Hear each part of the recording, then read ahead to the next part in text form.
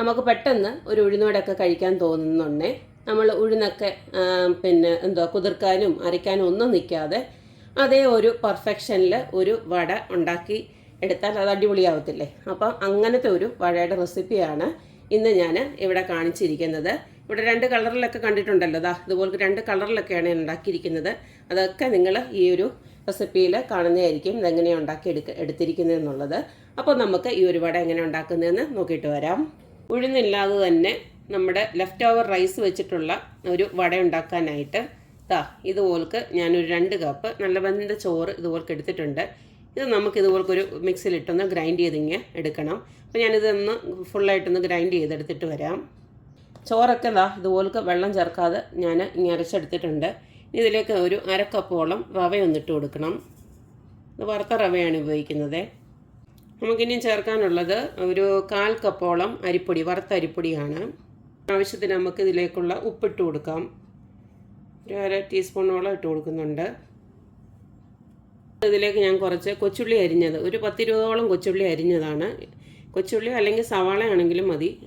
ഇങ്ങനെ ചെറുതായിട്ട് അരിഞ്ഞിട്ടിട്ട് ഇതുപോലെ ഇട്ട് കൊടുക്കണം. പിന്നെ കുറച്ച് ഇഞ്ചി, ഒരു ചെറിയ കഷ്ണം ഇഞ്ചിയുണ്ട്, അത് നല്ല പൊടിയായിട്ട് അരിയണം. പിന്നെ കുറച്ച് പച്ചമുളക്, പിന്നെ കുറച്ച് കറിവേപ്പില, എല്ലാം ചെറുതായിട്ട് അരിഞ്ഞെടുക്കണം. ഇനി ഇതെല്ലാം നമുക്ക് കൈകൊണ്ട് തന്നെ നന്നായിട്ട് മിക്സ് ചെയ്തെടുക്കാം.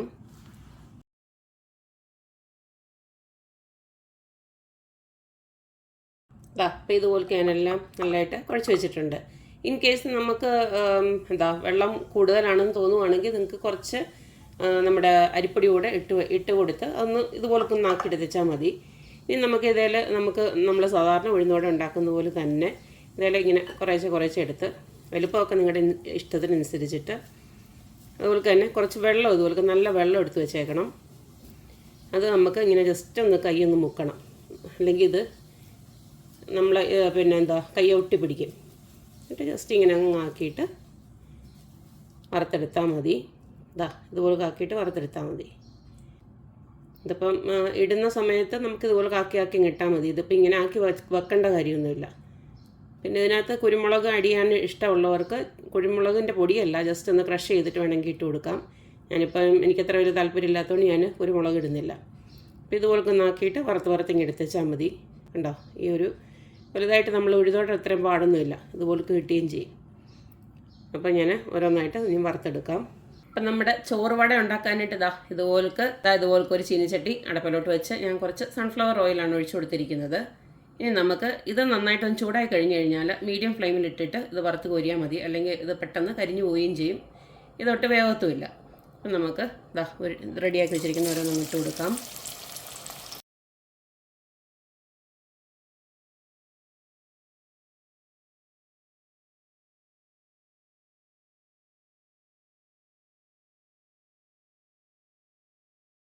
നമ്മളിതിനകത്ത് റവയും അരിയൂടെ ഇട്ടുകൊണ്ട് തന്നെ ഇതിൻ്റെ നമ്മളിപ്പോൾ കണ്ടതാണല്ലോ, നമ്മുടെ ആ വടയ്ക്ക് അത്രയും ഒരു കളറില്ല. ഞാനിപ്പോൾ അവസാനമുള്ളതിന് ഞാൻ ഇത്തിരി ഒരു മഞ്ഞൾപ്പൊടിയൂടെ ചേർത്തിട്ടാണ് ഞാൻ ഒന്നുകൂടെ ഒന്ന് കുഴച്ചെടുത്തു. എന്നിട്ട് ഇതുപോലെ കിട്ടുക കഴിഞ്ഞാൽ അപ്പോൾ ഇത്തിരി ഒരു മഞ്ഞ കളർ കറക്റ്റ് ആ ഒരു ടെക്സ്ചർ കിട്ടണമെന്നുണ്ടെങ്കിൽ, ടെക്സ്ചറല്ല കളർ കിട്ടണമെന്നുണ്ടെങ്കിൽ ഇതുപോലെ ഇച്ചിരി മഞ്ഞൾപ്പൊടിയൂടെ ചേർത്തങ്ങോട്ട് കുഴച്ചാൽ മതി.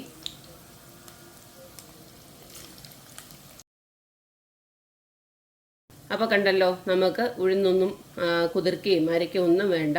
ഞൊടിയിടയിൽ നമുക്ക് കുറച്ച് ചോറ് വീട്ടിൽ എന്തായാലും ചോറൊക്കെ കാണും, എല്ലാവരുടെയും വീട്ടിലധികം കാണും. അപ്പം ആ ഒരു ചോറ് വെച്ചിട്ട് വളരെ സിമ്പിളായിട്ട് ഉണ്ടാക്കാൻ പറ്റിയ ഒരു 4 മണി പലഹാരമാണ്. ചായയുടെ ഒക്കെ കൂടെ നമ്മൾ ചായ തിളയ്ക്കുന്ന നേരം കൊണ്ട് തന്നെ ഇത് ഉണ്ടാക്കിയെടുക്കാൻ പറ്റും. അപ്പം ഇതെല്ലാവരും ഒന്ന് ട്രൈ ചെയ്ത് നോക്കണം, അഭിപ്രായങ്ങളൊക്കെ അറിയിക്കുക. അപ്പോൾ എപ്പോഴും പറയുന്ന പോലെ എൻ്റെ റെസിപ്പീസ് ഇഷ്ടമുള്ള എല്ലാവരും please like, share and subscribe. അപ്പോൾ ഇനി ഒരു അടിപൊളി വീഡിയോ ആയിട്ട് വരുന്നവരേക്കും ബായ്.